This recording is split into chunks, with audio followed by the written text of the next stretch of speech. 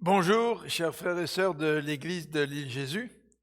J'espère que vous allez pouvoir bien capter l'enregistrement de ce dimanche. Nous avons quelques petits problèmes avec la rapidité du réseau, mais j'espère que tout ira bien. Je voudrais donc vous souhaiter la bienvenue et dès le commencement prendre avec vous le bulletin pour pouvoir communiquer quelques annonces. Alors, nous avons laissé dans le bulletin l'annonce du décès de notre frère Albert.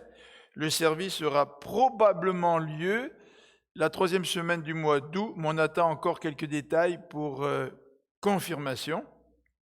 Dans le bulletin, nous voyons aussi que nous présentons toutes nos condoléances à la famille de Pascal.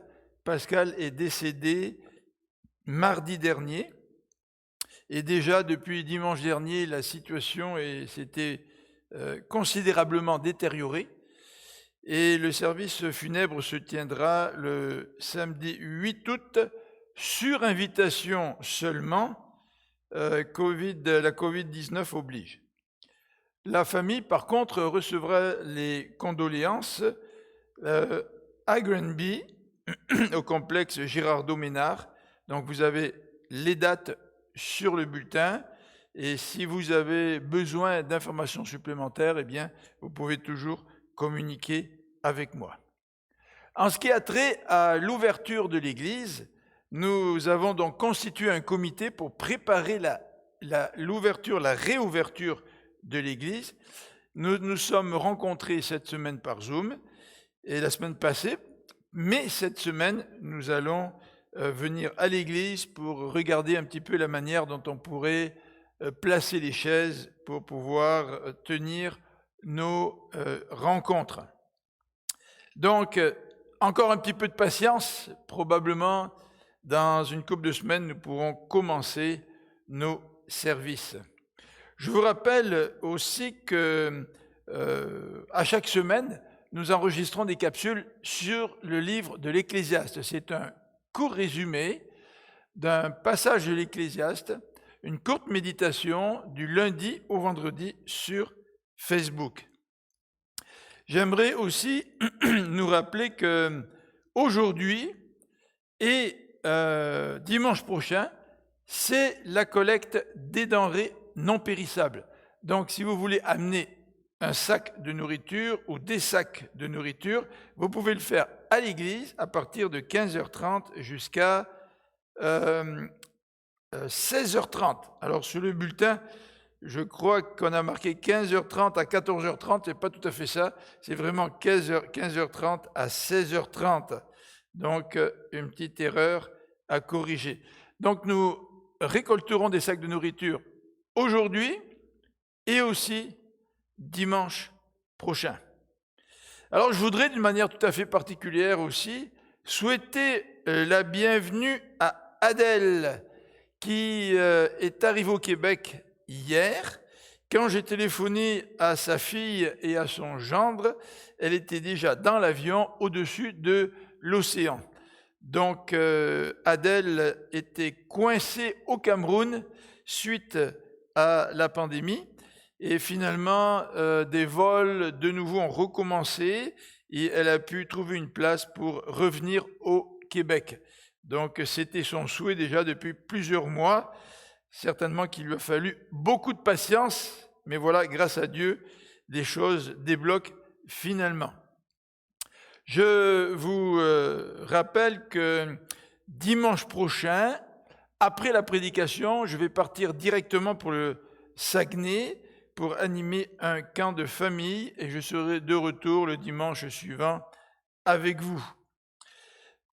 J'ai passé à l'écran la diapositive de l'inventeur Fezziwig. Donc, ce sont des capsules enregistrées d'une demi-heure par l'Association de l'évangélisation des enfants. C'est un peu l'équivalent d'un camp de jour virtuel. Donc, cet enregistrement ou ces enregistrements sont destinés aux enfants et ça va encore durer jusqu'au 7 août, c'est-à-dire jusqu'à vendredi prochain. Je vous rappelle, ça a commencé au début juillet et ça dure pour un total de 5 semaines. Je vous invite aussi à regarder les différents sujets de prière. Il y a plusieurs sujets de prière dans notre bulletin et je nous invite aussi à nous rappeler les uns des autres dans la prière. En parlant de prière, j'aimerais donc débuter cette prédication aujourd'hui par la prière. Donc, je vous invite à vous joindre à moi pour que nous puissions nous approcher de Dieu. Notre bon Papa céleste, nous voulons te remercier parce que tu nous assures de ta présence. Tu dis que lorsque nous ouvrons notre vie à toi, le Saint-Esprit vient habiter en nous. Et Seigneur, dans des moments de deuil, des moments de difficulté, nous savons que tu es là. Tout comme dans nos moments de joie, bien sûr.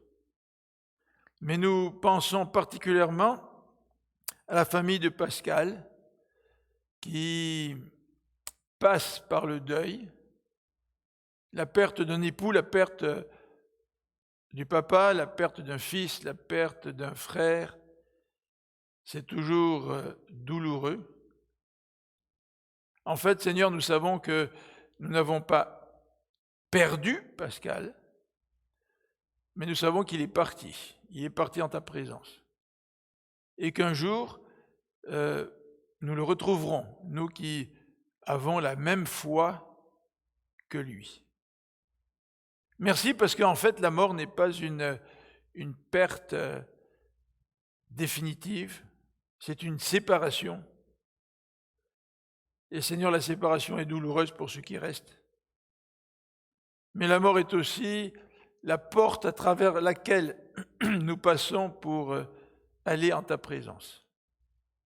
Et nous voulons te remercier pour la vie de Pascal, nous voulons te remercier parce que maintenant il est en ta présence pour l'éternité. Là où il n'y a plus ni deuil, ni souffrance, ni larmes, et qu'il peut adorer son Dieu en toute liberté.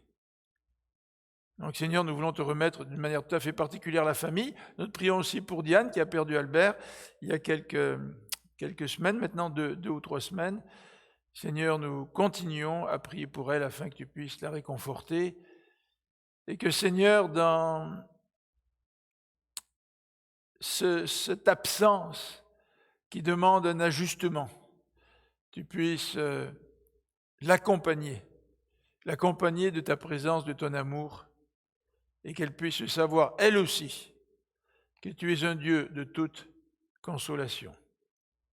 Seigneur, nous voulons te remercier aussi pour toute la famille de l'Église de l'île Jésus, pour tout le soutien des frères et sœurs.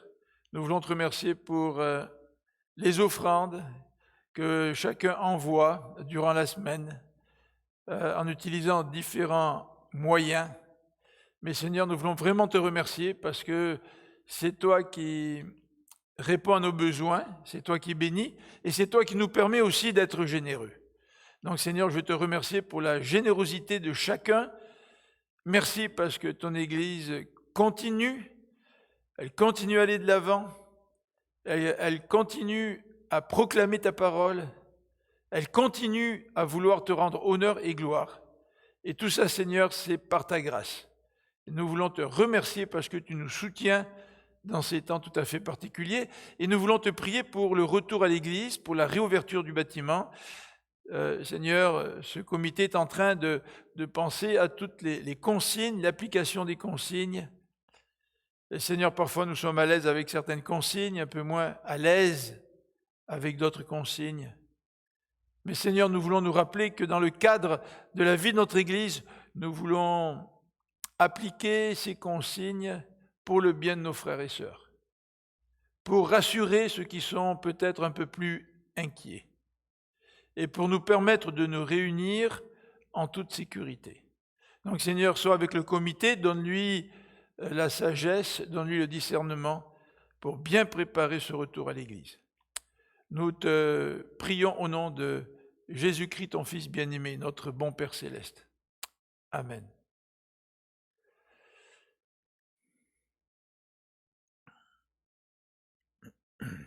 Est-ce que vous vous êtes déjà posé la question, comment font les daltoniens pour conduire? Pas nécessairement pour prendre le volant et puis conduire sur une autoroute, mais conduire en ville. Alors que ces gens, ces daltoniens,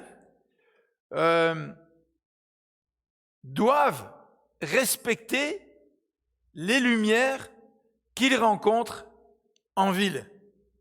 Vous savez que les daltoniens, ce sont des gens qui ont un peu de difficulté à reconnaître les couleurs. Et j'ai mis à l'écran la vision normale, la manière dont la majorité des gens reconnaissent les couleurs, et la manière dont les daltoniens perçoivent les couleurs.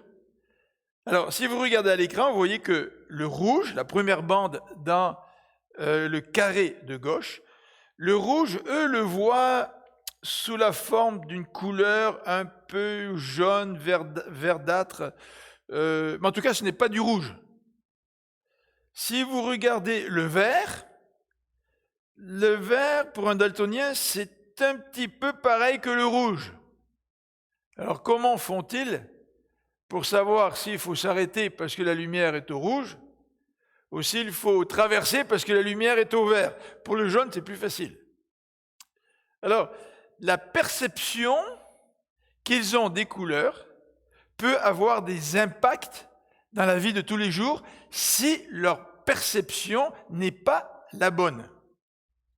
Heureusement que les couleurs sont disposées d'une certaine manière qui fait que nous pouvons savoir si c'est rouge ou si c'est vert, dépendamment si la lumière s'allume en haut ou si la lumière s'allume en bas pour la signalisation verticale, et pour la signalisation horizontale, si la lumière s'allume à gauche ou si la lumière s'allume à droite. Toujours est-il, nous parlons de cette illustration en rapport avec nos perceptions. Aujourd'hui, nous allons regarder un texte qui nous rapporte les perceptions du peuple d'Israël. Et le peuple d'Israël s'est fait, comme on dit, embobiner. Les Gabaonites ont conçu une ruse dans laquelle les Israélites sont tombés parce qu'ils n'ont pas bien perçu, n'ont pas bien compris quelle était la situation. Et la perception est vraiment importante dans plusieurs aspects de notre vie. En particulier, nous pouvons avoir de bonnes perceptions à l'idée de partir en affaires avec un associé. Mais malgré nos bonnes perceptions, l'entreprise peut être vouée à l'échec. Dans les relations humaines aussi. Souvent, nous disons que nous nous faisons une perception des gens durant les premières secondes après avoir rencontré quelqu'un. Et parfois, notre perception est juste, parfois, notre perception est déficiente. Donc, nous utilisons des perceptions en général dans la vie humaine, dans bien d'autres domaines aussi, mais nos perceptions ne sont pas toujours les bonnes, c'est-à-dire que nos perceptions ne correspondent pas toujours à la réalité. Et pourtant, nous sommes convaincus de la valeur de nos perceptions. Donc aujourd'hui, j'aimerais regarder avec vous dans Josué au chapitre 9, Josué chapitre 9, à partir du verset 1er. Et nous allons donc lire et commenter le texte biblique au fur et à mesure que nous avançons dans l'étude de ce texte.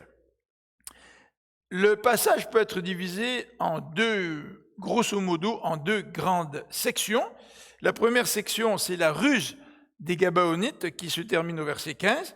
La deuxième section, c'est la découverte de la ruse à partir du verset 16 et pratiquement jusqu'à la fin, même si à la fin, il y a certains commentaires concernant l'avenir des Gabaonites. Donc je vous invite à regarder comment les Gabaonites ont conçu une ruse et comment le peuple d'Israël s'est aperçu en fait qu'il s'agissait d'une tromperie et quelles ont été les conséquences de cette situation et quelles sont les leçons spirituelles que nous pouvons tirer de cela. Mais je terminerai par une réflexion pour nous aider à discerner si nos perceptions sont justes ou pas. Donc en première partie, nous allons parler de la ruse. La deuxième partie, nous allons regarder le dévoilement de la tricherie, en quelque sorte. Et en troisième partie, nous allons regarder ensemble comment être sûr de nos perceptions. Donc, premier élément, la ruse des Gabaonites. Les versets 1 à 5 nous présentent la stratégie que les Gabaonites ont choisi dans une situation particulière. Ils ont choisi d'opter pour la ruse. Verset 1er. La nouvelle de ces événements, donc ce sont les événements en rapport avec la prise de Jéricho et par la suite de Haï.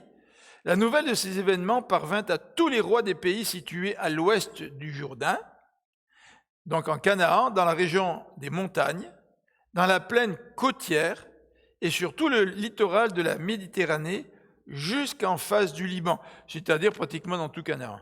Les rois des Hittites, des Amoréens, des Cananéens, des Phérésiens, des Éviens et des Yébousiens.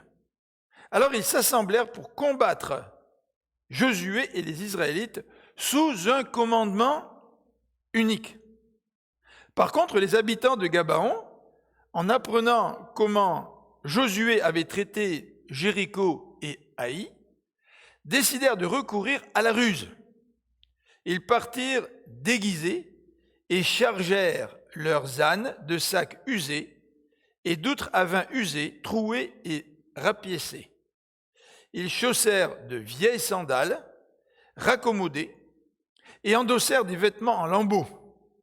Ils prirent en guise de provision du pain dur et tout moisi, et ils se rendirent ainsi au camp de Gilgal. Alors voilà, dès les 2 premiers versets, nous avons une description de la situation en Canaan. Les villes-États ont appris une nouvelle. Et la nouvelle, c'était la victoire du peuple d'Israël sur Jéricho et sur Haï. Et la victoire a été totale. Jéricho était complètement détruite, la population a été détruite, les biens, les troupeaux ont été détruits. La ville de Haï aussi a été complètement détruite. Donc c'est une nouvelle qui fait peur aux habitants de Canaan. Et lorsque nous entendons une nouvelle qui nous fait peur, nous réagissons de différentes manières, mais les habitants de Canaan ont décidé de faire une alliance. Et il s'agit là d'une alliance de ce qu'on appelle des villes-États. Parce qu'à l'époque, Canaan n'était pas contrôlé par un seul royaume, la région n'était pas unifiée sous un seul roi, mais la région était composée de plusieurs villes-États avec des petits rois à la tête de chaque ville, certaines qui étaient beaucoup plus puissantes que d'autres. Donc le pays était tout de même divisé au niveau politique et militaire. Mais voilà que devant une situation d'urgence, ces villes-États ont décidé de prendre d'adopter une stratégie qu'elles n'auraient peut-être pas adoptée dans des situations différentes. Donc, ils ont choisi d'opter pour un commandement unique. Alors, si on a un commandement unique, certainement que certaines villes ont dû se soumettre à d'autres leaders, mais vous voyez que c'est une situation exceptionnelle, à situation exceptionnelle, décision donc exceptionnelle. Mais voilà que les habitants de Gabaon, donc Gabaon qui se situe pas très loin de Jéricho, eh bien les habitants de Gabaon ont décidé d'opter pour une autre option. Gabaon se situe à une dizaine de kilomètres au nord de Jérusalem, et la ville était importante, elle avait des villages Et les Gabaonites, dans leur ville, comprenaient aussi ce qu'on appelle des Éviens. Donc voilà pour les habitants de Gabaon. Ils ont choisi une stratégie différente qui nous est décrite dans les versets 3 à 5 que nous venons de lire. Donc ils ont décidé de se déguiser. Ils ont décidé de prendre des ânes, de les charger de sacs usés. Ils ont fait en quelque sorte une mise en scène des outres à vin usées, trouées, rapiécées. En tout cas, dans cette situation-là, leurs vieilles affaires ont été utiles. Alors, probablement qu'ils n'ont pas dû faire un nettoyage de leur maison du printemps et ils ont ressorti tout ce qu'ils avaient de vieux, toutes leurs vieilles sandales raccommodées et les vêtements même en lambeaux. Voilà, ils ont monté une mise en scène. Et ces Gabaonites, donc, entreprennent ce court voyage, puisqu'ils ne sont pas très loin du campement de Josué, pour aller rencontrer le chef d'Israël et les dirigeants du peuple. Alors, lisons à partir du verset 6 à 13. Ils se rendirent ainsi au camp de Gilgal et vinrent trouver Josué, auquel ils dirent en présence des hommes d'Israël, « Nous arrivons d'un pays lointain pour vous prier de conclure une alliance avec nous. » Alors, je vous rappelle qu'ils viennent à Gilgal. À Gilgal, c'est là qu'ils ont adoré Dieu dans le chapitre précédent après la prise de Haï. On aurait pu penser qu'après une telle expérience, après une telle victoire, après un tel moment d'adoration, le peuple aurait pu, ou en tout cas les dirigeants, auraient dû faire preuve d'un plus grand discernement face à cette situation. Mais ce n'est pas le cas. Le verset 7. Les Israélites répondirent à ces Éviens, « Qui sait si vous n'êtes pas des habitants du voisinage ?» Ah, tout de même, une bonne question. Dans ce cas, nous ne pouvons pas conclure une alliance avec vous. Ils déclarèrent à Josué, « Nous voulons être tes serviteurs. » « Mais qui êtes-vous » leur demanda Josué, « et d'où venez-vous » Ils lui répondirent, « Tes serviteurs viennent d'un pays très éloigné à cause du renom de l'Éternel ton Dieu. Nous avons entendu parler de lui et de tout ce qu'il a fait en Égypte, et comment il a traité les 2 rois des Amoréens qui régnaient de l'autre côté du Jourdain, Sion, roi de Heshbon, et Og, roi du Basan, qui résidait à Ashtaroth. Alors nos responsables et tous les habitants de notre pays nous ont dit, emportez des provisions pour le voyage, allez trouver les Israélites et dites-leur, nous voulons être vos serviteurs, concluez une alliance avec nous. Regardez notre pain. Il était encore tout chaud quand nous l'avons pris pour nos provisions dans nos maisons, quand nous nous sommes mis en route pour venir vous trouver, et le voilà maintenant dur et tout moisi. Regardez nos outres de vin.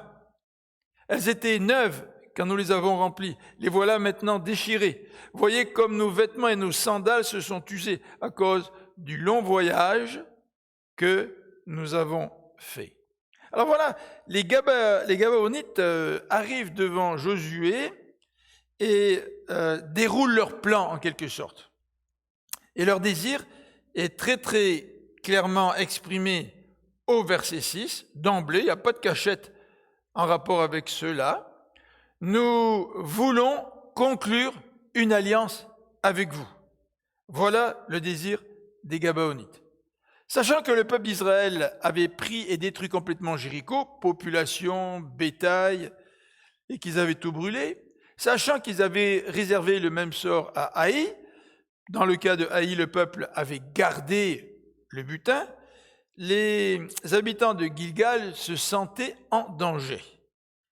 Et ils savaient que si Israël concluait une alliance avec eux, ils auraient la vie sauve.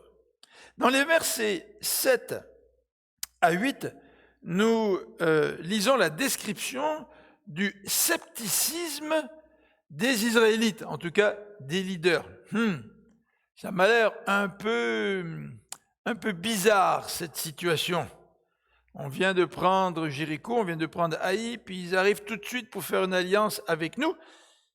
Mais les Gabaonites sont assez malins, puisque dans leur explication et dans leur réponse, ils ne vont pas du tout parler de la prise de Jéricho et de la prise de Haï, mais ils vont parler de la sortie d'Égypte et du sort réservé aux deux rois des Amoréens. Certainement pour faire croire à Israël qu'ils viennent de loin et que la nouvelle de la prise de Jéricho et d'Haï n'a pas encore pu se rendre jusqu'à chez eux. Donc les Gabaonites ont bien ficelé leur affaire.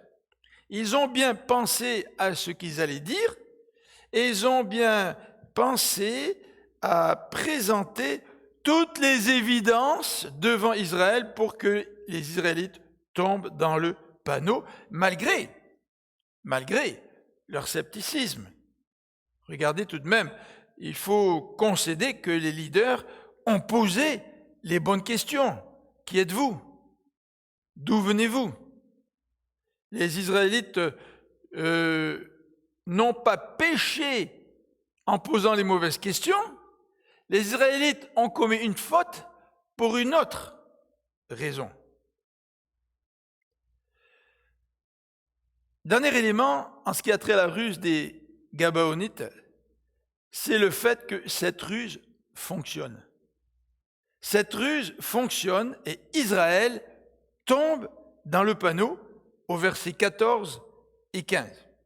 Versets 14 et 15 nous dit « Les hommes d'Israël prirent de leurs provisions, mais ils ne consultèrent pas l'Éternel à ce sujet. Josué fit la paix avec eux et conclut une alliance, leur garantissant la vie sauve par un serment des responsables de la communauté. » Alors voilà que Israël a pitié de ces gens. Tout d'abord, il leur partage de la nourriture, nous dit le début du verset 14. Et la fin du verset 14 ajoute un commentaire du rédacteur, de l'auteur.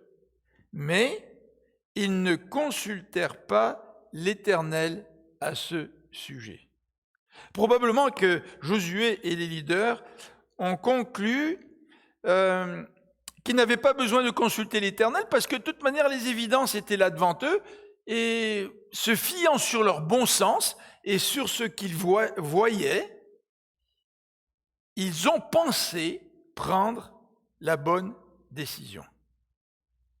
Bien souvent, nous aussi, nous nous fions sur nos perceptions et nous pensons prendre une bonne décision. Mais pourtant, les choses ne se déroulent pas toujours comme nous l'espérons. Et nous aussi, nous pouvons tomber dans le panneau. Et quand nous tombons dans le panneau, le Saint-Esprit nous rappelle cette parole. Tu n'as pas consulté l'Éternel à ce sujet. La dernière partie du verset 15 nous dit que Josué fait la paix et conclut une alliance avec eux.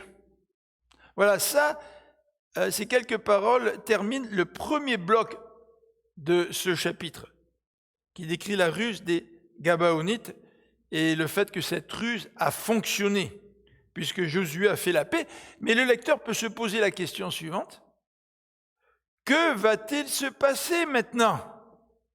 Maintenant qu'ils ont fait la paix avec les Gabaonites, alors que Dieu leur avait demandé de prendre le pays et de détruire les populations.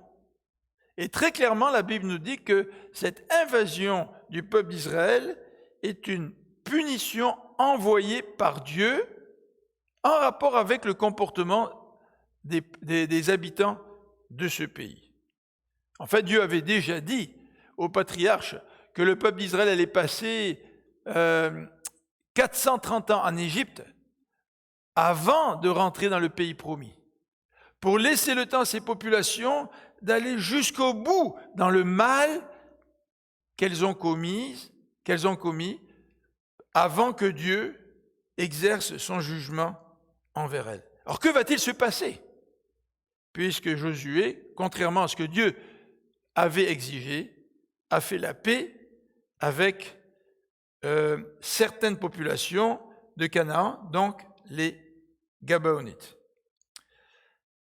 La deuxième partie du chapitre traite de la découverte de la ruse et des conséquences de la découverte de la ruse. Alors, premier élément, c'est que ça n'a pas pris beaucoup de temps pour que le peuple d'Israël réalise que leur perception de la situation était erronée. Au verset 16, nous lisons « 3 jours après avoir conclu cette alliance avec eux, les Israélites apprirent qu'ils avaient eu affaire à de proches voisins qui demeuraient dans la région même. » 3 jours après. En lisant ces 2-3 premiers mots du verset 16, nous pourrions nous poser la question, mais pourquoi le peuple d'Israël n'a-t-il pas attendu ? Justement pour pouvoir vérifier ses perceptions et vérifier les évidences qui leur avaient été présentées.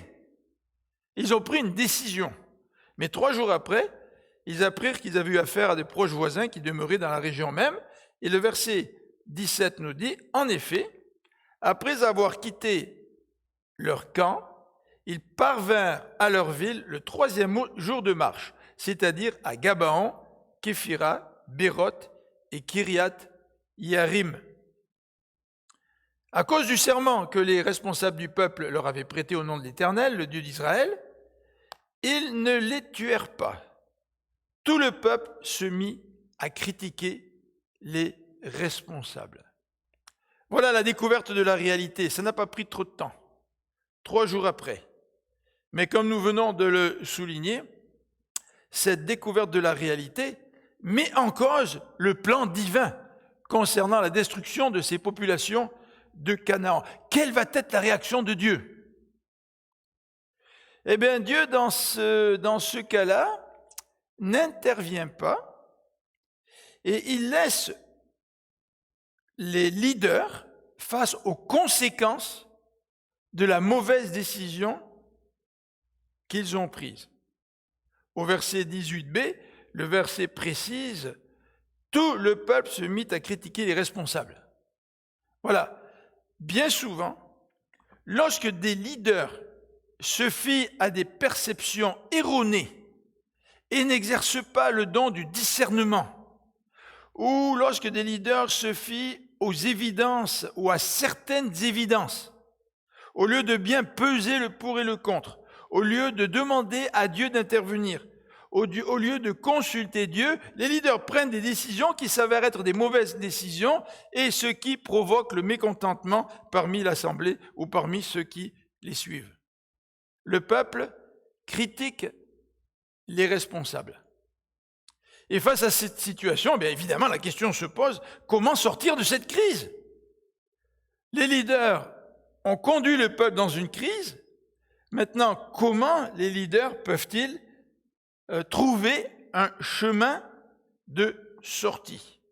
Le verset 19 nous dit, « Mais ceux-ci répondirent. » Alors nous allons voir que les leaders ont 2 soucis. Ceux-ci répondirent, « Nous avons prêté serment par l'Éternel, le Dieu d'Israël, nous ne pouvons donc pas faire de mal à ces gens. Mais voici comment nous les traiterons. Nous allons leur laisser la vie sauve pour ne pas nous attirer la colère divine en violant le serment que nous leur avons fait. Donc ils vivront, leur dirent les responsables, mais ils seront astreints à couper du bois et à puiser l'eau pour toute la communauté. » Voilà la porte de sortie à laquelle les leaders ont pensé. Mais regardons d'un peu plus près comment les leaders étaient coincés, comment ils se sont eux-mêmes coincés. Ils se sont mis dans un coin, comme on dit. Ils se sont peinturés dans un coin. Le premier souci des leaders, c'était de respecter l'Éternel. En fait, lorsqu'un serment était fait au nom de l'Éternel, le serment devait être respecté car il était question de l'honneur de Dieu. Si je fais un serment au nom de l'Éternel et que je ne le respecte pas, je porte atteinte à l'honneur de Dieu, puisque mon serment fait au nom de Dieu ne reflète pas la fidélité de Dieu à sa parole. Aujourd'hui, respecter un serment ou respecter une parole donnée, ce n'est pas une valeur que nous retrouvons partout dans la société. En fait, nous pouvons trouver toutes sortes de raisons pour nous libérer d'un serment. Oh, la situation a changé. Oh, ce n'est plus pareil. Mais le peuple d'Israël, les leaders, connaissaient l'importance d'être fidèles à la parole donnée. Jésus lui-même a dit que ton oui soit oui, que ton non soit non. Et d'ailleurs, le peuple d'Israël pratiquait au temps de Jésus toutes sortes de serments en se préparant des portes de sortie.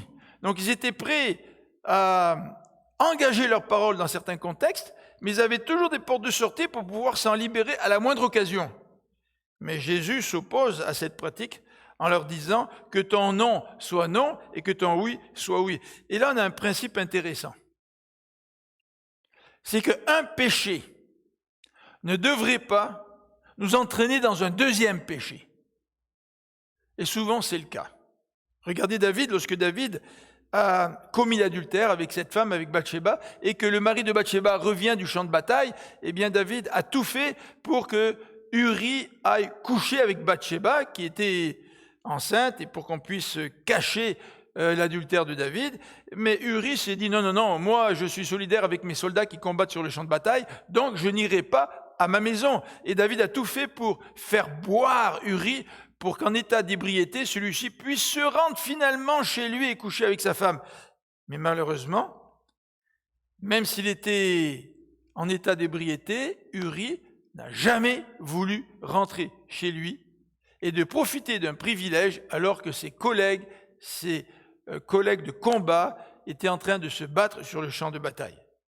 Donc le premier péché de David, celui de l'adultère, l'a entraîné à un deuxième péché, celui d'imaginer un stratagème pour faire mettre Uri à mort. Et au moins dans ce texte, nous voyons que le peuple d'Israël, en tout cas les leaders d'Israël et Josué, ne veulent pas qu'après un premier péché, celui-ci les entraîne dans un deuxième péché. Non, nous voulons respecter le serment fait au nom de l'Éternel. Premier souci des leaders, et c'est à leur crédit, bien sûr. Deuxième souci de ces leaders, c'est de ne pas attirer la colère divine. Au verset 20, nous allons leur laisser la vie sauve pour ne pas nous attirer la colère divine en violant le serment que nous leur avons fait. Ce désir de ne pas subir les foudres de Dieu, ce désir de rester fidèle même après avoir péché. Et c'est la raison pour laquelle ils sont arrivés à cette conclusion, à cette solution, qu'ils vont donc laisser vivre les Gabaonites, mais qu'ils seront des serviteurs du peuple d'Israël, astreints à couper du bois et à puiser l'eau pour toute la communauté. Comment sortir de cette crise ? Bien souvent, c'est la question que nous pouvons nous poser alors que nous avons pris des décisions sans consulter l'Éternel. Peut-être que nous avons décidé de nous unir à un conjoint qui ne partage pas notre foi. Et lorsque nous vivons les conséquences de cette décision, nous ne savons plus réellement comment nous en sortir. Et le danger, c'est de commettre un autre péché pour pouvoir s'en sortir. Aujourd'hui, vous savez comme moi que bien des jeunes filles peuvent se retrouver enceintes et dans une situation difficile, être tentées par toutes sortes de solutions qui ne sont pas du tout approuvées par Dieu. Au verset 22 et 25, nous assistons à une discussion de Josué avec les Gabaonites. Et c'est un petit peu intéressant de regarder cette discussion qui commence par une confrontation au verset 22. Josué convoqua les Gabaonites et leur demanda « Pourquoi nous avez-vous trompés en prétendant que vous habitiez très loin de nous alors que vous demeurez tout près ?» Comment se fait-il, Josué n'a pas la réponse à cette question? Est-ce qu'il n'aurait pas pu comprendre que ces Gabaonites cherchaient un moyen d'avoir la vie sauve et d'échapper à la destruction? Il continue au verset 23. Maintenant, vous êtes sous une malédiction et vous ne cesserez pas d'être esclaves à couper du bois et à puiser de l'eau pour le sanctuaire de mon Dieu. Donc, vous voyez, ils sont là pour servir le peuple d'Israël, mais aussi le sanctuaire de Dieu. Verset 24. Les Gabaonites lui répondirent, « Nous avons agi de la sorte parce qu'on nous a bien informé que l'Éternel ton Dieu a ordonné à son serviteur Moïse de vous donner tout le pays et de vous demander d'exterminer tous ses habitants au fur et à mesure de votre avance. Alors nous avons eu très peur pour notre vie à votre arrivée.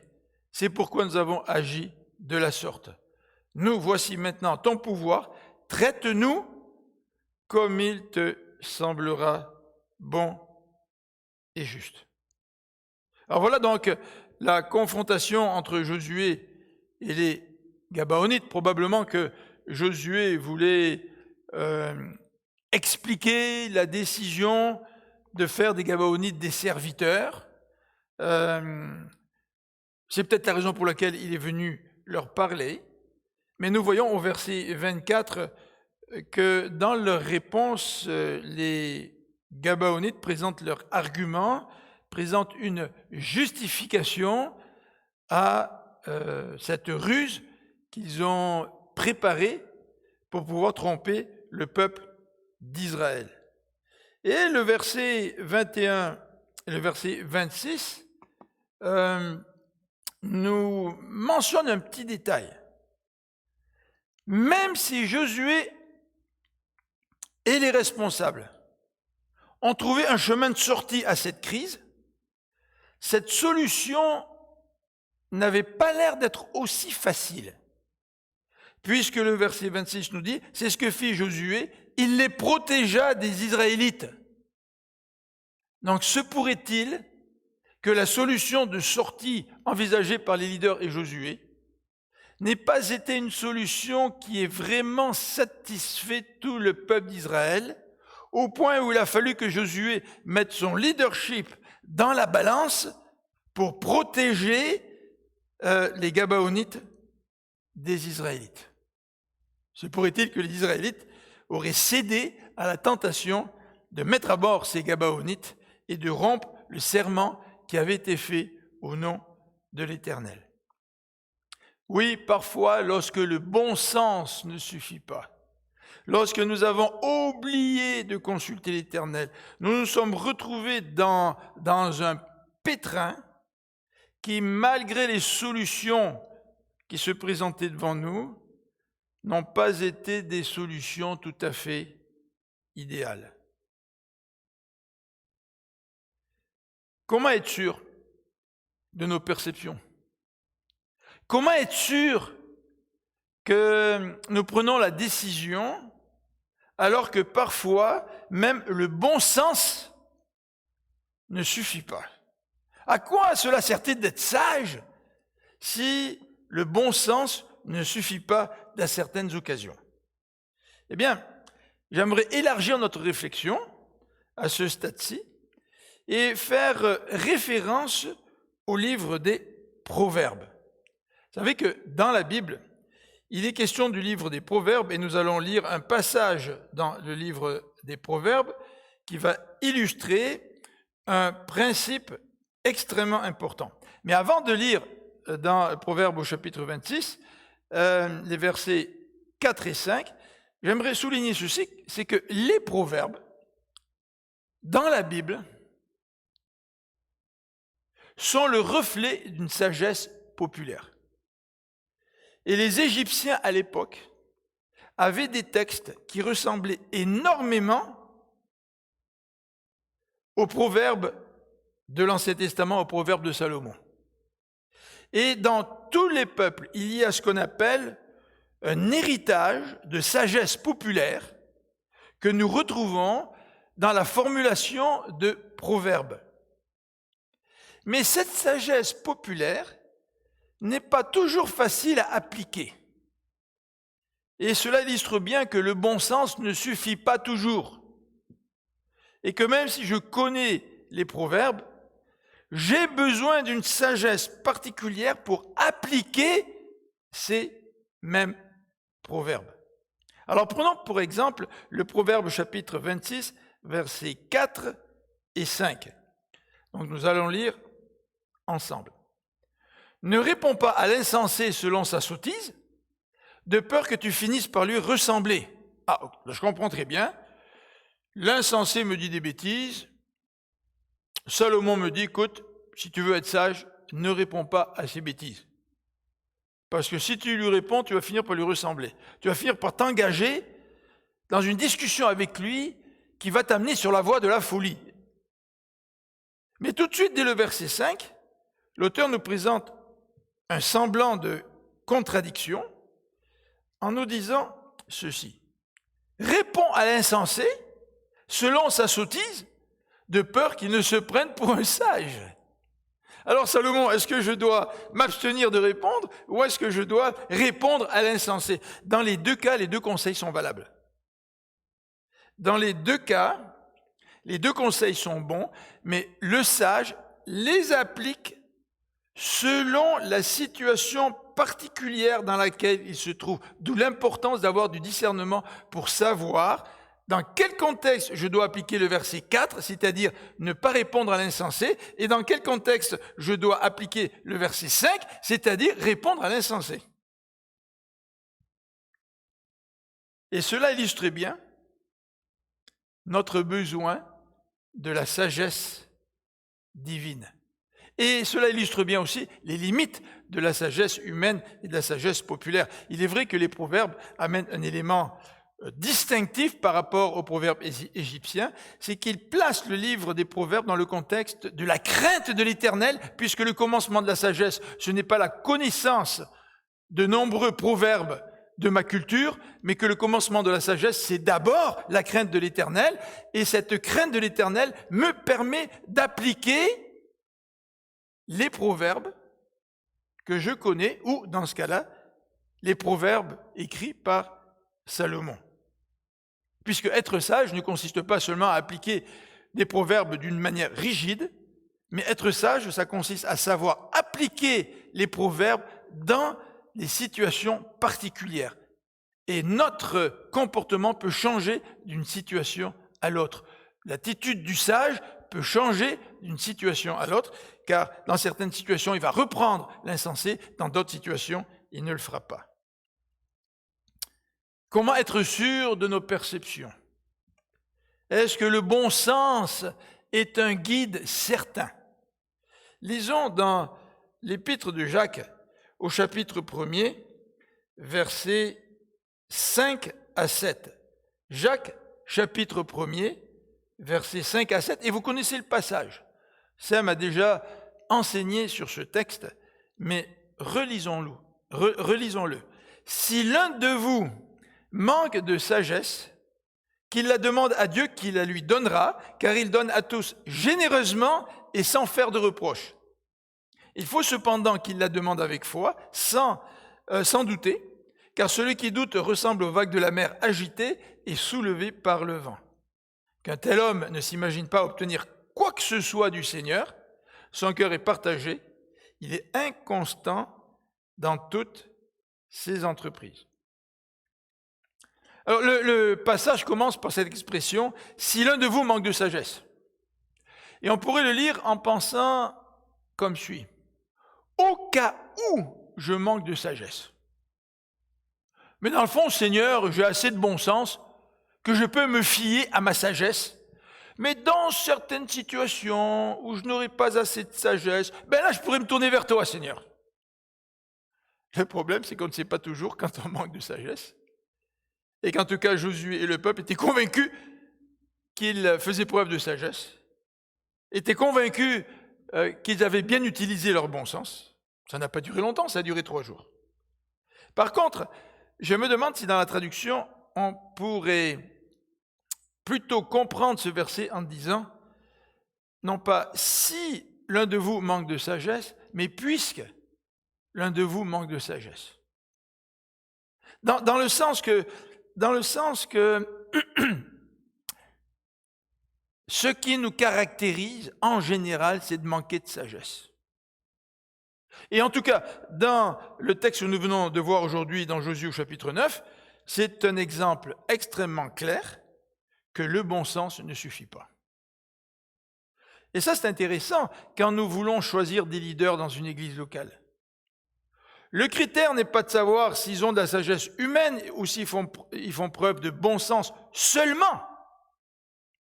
Bien sûr que le bon sens est important, bien sûr que la sagesse est importante, mais est-ce que ces leaders consultent l'Éternel tout en exerçant ces capacités que Dieu leur donne en rapport avec le bon sens et la sagesse? Puisque le livre des Proverbes est quand même un livre qui est là pour nous encourager à appliquer des principes de sagesse, bien sûr.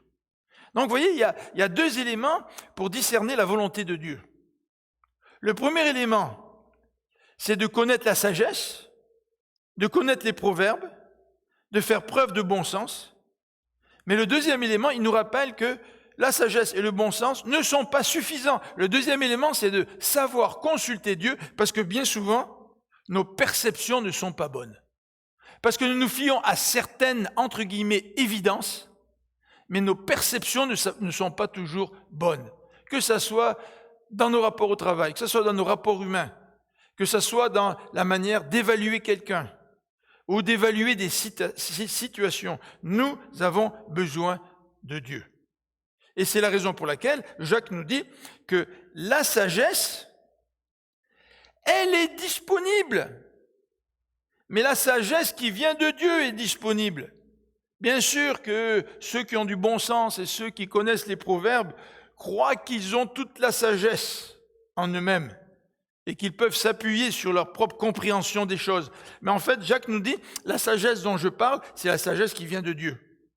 Et cette sagesse qui vient de Dieu, elle est là, elle est disponible. Elle était disponible pour Josué et les leaders du peuple d'Israël. Mais le fait qu'elle soit disponible, ça ne suffit pas. Cette sagesse est disponible, mais il faut l'utiliser, il faut s'adresser à Dieu, il faut la lui demander. Et c'est la raison pour laquelle, lorsque nous avons des comités, nous prions toujours avant la rencontre des comités parce que nous voulons que Dieu nous dirige, malgré parfois notre propre sagesse, malgré parfois notre propre bon sens. La sagesse est disponible, demande-la à Dieu, mais Jacques ajoute, demande-la avec foi. C'est-à-dire en ayant cette conviction que Dieu va te guider. Et il va te guider au-delà même de l'utilisation de ton bon sens qui te semble suffisant. En fait, Josué aurait dû mettre de côté son bon sens. Et il aurait dû vraiment demander à Dieu de le guider. Et Dieu lui aurait montré les limites de son bon sens. Alors ici, je ne dis pas là qu'il faut consulter Dieu pour savoir quelle marque de dentifrice acheter ou quelle salade acheter lorsque vous faites l'épicerie. Bien sûr que dans la vie de tous les jours, nous devons faire preuve de bon sens en général, mais ce bon sens ne suffit pas. Et pour terminer, j'aimerais dans cette section nous rappeler que nous avons besoin de la sagesse de Dieu, mais que nous avons besoin de la sagesse du Dieu trinitaire. Dans Colossiens chapitre 1, verset 9, Paul dit dans sa prière bien connue, « Je prie afin que Dieu vous instruise encore davantage en sagesse. » C'est-à-dire que nous avons besoin non seulement de mieux connaître les proverbes, mais nous avons besoin aussi de mieux consulter Dieu avant de prendre des décisions, au lieu de nous appuyer trop souvent sur notre bon sens et nos propres perceptions. Je vous rappelle que les perceptions sont souvent subjectives. Et il est vrai que quand nous avons certaines perceptions, nous sommes prêts à même parier que nous avons raison parce que nous appuyons sur certaines évidences ou sur nos perceptions qui vont malheureusement se révéler inexactes bien souvent. Nous avons besoin du Dieu le Père. Et je voudrais lire avec vous dans Éphésiens, au chapitre 1er, verset 17. La Trinité est impliquée dans ce don de sagesse, dans la direction dont nous avons besoin. Éphésiens 1, verset 17. Je demande que le Dieu de notre Seigneur Jésus-Christ, le Père qui possède la gloire, vous donne par son esprit sagesse et révélation pour que vous le connaissiez. Nous avons besoin que le Père nous donne de la sagesse. Et ici, le verset, on va y revenir dans quelques secondes, le verset parle de l'intermédiaire du Saint-Esprit. Mais dans 1 Corinthiens chapitre 1 et verset 30, nous voyons que Dieu le Fils est aussi celui qui accorde la sagesse. 1 Corinthiens 1, verset 30. Alors, les Grecs étaient réputés pour écouter des sages. Et la sagesse de l'homme était vraiment importante pour les Grecs. Mais voici ce que fait Paul, il l'oppose à la sagesse des hommes, la sagesse qui vient de Christ, et voici ce qu'il nous dit au verset 30. Par lui, vous êtes unis à Christ. Par Dieu, nous sommes unis à Christ. Christ qui est devenu pour nous cette sagesse qui vient de Dieu. Et le texte continue en nous disant ce que Christ est devenu aussi pour nous, justice, purification et délivrance. Christ est devenu pour nous sagesse. En fait, dans le livre des Proverbes au chapitre 8, nous lisons un texte qui personnifie la sagesse. La sagesse qui était là au commencement lorsque Dieu a créé. Et nous savons que Christ est cette sagesse, qu'il est l'incarnation même de la sagesse. Pour faire référence, pour terminer, au Saint-Esprit, j'aimerais lire un beau texte dans 2 Timothée 1,7 où il nous est dit que le Saint-Esprit ne nous a pas donné un esprit de crainte, mais un esprit de sagesse. 2 Timothée 1, verset 7. Dans Actes au chapitre 6, vous voyez ici la version qu'on a à l'écran. Dieu nous a donné un esprit qui, loin de faire de nous des lâches, nous rend forts, aimants et réfléchis. D'autres traductions parlent d'un esprit pas un esprit de crainte, mais un esprit de sagesse. Étienne, au chapitre 6, verset 10, lorsqu'il s'adresse au peuple, il s'adresse avec une sagesse qui vient du Saint-Esprit, nous dit le passage. Comment être sûr de nos perceptions? Comment être sûr que notre bon sens ne nous induit pas en erreur?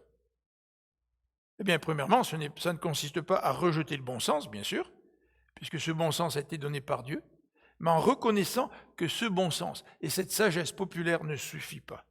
Ça ne remplace pas notre communion avec Dieu. Ça ne remplace pas le conseil que Dieu veut nous donner ou la direction que Dieu veut nous donner. Et ceci, malgré nos perceptions et les évidences que nous regardons, qui parfois peuvent être trompeuses. Pour terminer, j'aimerais nous laisser sur un mot quand même d'encouragement. Le commentateur que je lis pour préparer ces études, Davis, met un petit bémol à ce que nous allons dire en conclusion, c'est que ce commentateur voit à la fin du chapitre une note d'espérance. En fait, c'est Gabaonites. Ces Gabaonites qui ont utilisé la ruse, qui ont trompé Israël. Ces Gabaonites ont été maudits dans ce sens qu'ils sont devenus les serviteurs d'Israël pour ramasser le bois et l'eau, pour la communauté, mais aussi pour l'autel de l'Éternel. Et ces Gabaonites, dans leur nouveau statut, ont néanmoins été bien placés pour être les témoins de ce que Dieu faisait au milieu du peuple. Et en ce sens, cet élément est un élément positif dans la situation qui est maintenant la leur. Et cela nous fait penser à la grâce de Dieu. À la grâce de Dieu qui, malgré nos mauvaises décisions, est prêt à nous accompagner même si nous ne voulons pas pécher une deuxième fois après avoir péché une première fois. Lorsque David a été repris par Dieu, Dieu lui a dit, en conséquence de ton péché, le fils qui doit naître avec Bathsheba va mourir, mais l'épée ne s'éloignera pas de ta maison. » Et nous connaissons l'histoire. L'histoire de la rébellion de son fils Absalom. David qui a dû fuir. David a dû faire face aux conséquences de ses mauvais choix. Mais au lieu d'en poser une série de mauvais choix par la suite, même si bien sûr après l'adultère, il a posé un deuxième mauvais choix, c'est de mettre à mort évidemment le mari de Bathsheba, mais par la suite, il s'est arrêté là puisqu'il s'est repenti. Mais il a dû faire face aux conséquences de ses actions. Mais Dieu, dans sa grâce, est présent avec nous, même dans ses conséquences. Vous avez pris une mauvaise décision au niveau du business. Et au lieu de manquer à votre parole, vous respectez votre parole et vous perdez de l'argent. Dieu va être avec vous, même dans les conséquences de la mauvaise décision que vous avez prise. Et vaut mieux que Dieu soit avec vous dans les conséquences de la mauvaise décision que vous avez prise, en particulier si vous restez fidèle, il vaut mieux cela que de vouloir nous arranger tout seul et tomber dans des péchés supplémentaires. Dieu, dans sa grâce, est avec nous, même si nous devons faire face à des situations difficiles à cause de notre faute et de notre péché. Le bon sens ne suffit pas, que nous puissions rester près de Dieu et lui demander conseil pour que lui puisse être le bon berger comme il l'a promis. Prions ensemble. Seigneur notre Dieu, nous voulons vraiment te demander pardon parce que peut-être à l'écoute de cette prédication, nous pensons à des situations où nous nous sommes trop fiés à notre bon sens, aux évidences qui étaient devant nous, alors que nous n'avions pas toute la bonne compréhension d'une situation, alors qu'il nous manquait des éléments. Et Seigneur, nous voulons te demander pardon parce que nous pensons peut-être ce matin à des situations durant lesquelles nous ne t'avons pas consulté, nous n'avons pas voulu écouter ta voix, soit par désobéissance, ou soit simplement par négligence, comme c'était le cas pour Josué et les leaders du peuple. Et Seigneur, peut-être qu'aujourd'hui, nous vivons des conséquences de ces mauvais choix dans notre vie. Et peut-être que nous nous plaignons. Et encore une fois, nous voulons te demander pardon, parce que, Seigneur, nous sommes les responsables des conséquences que nous vivons à cause de nos fautes. Mais au lieu de nous plaindre, Seigneur, nous voudrions venir à toi, te demander pardon et te demander d'être avec nous, afin que tu puisses nous aider, avoir la force de faire face aux conséquences.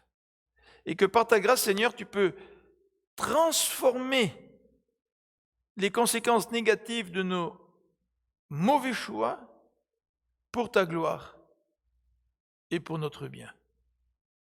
Donc Seigneur, merci pour cette leçon d'aujourd'hui. Merci parce que nous reconnaissons que toute sagesse vient de toi. Et que, Seigneur, nous voulons venir à toi pour que tu nous communiques ta sagesse, pour que tu nous guides, pour que tu nous éclaires.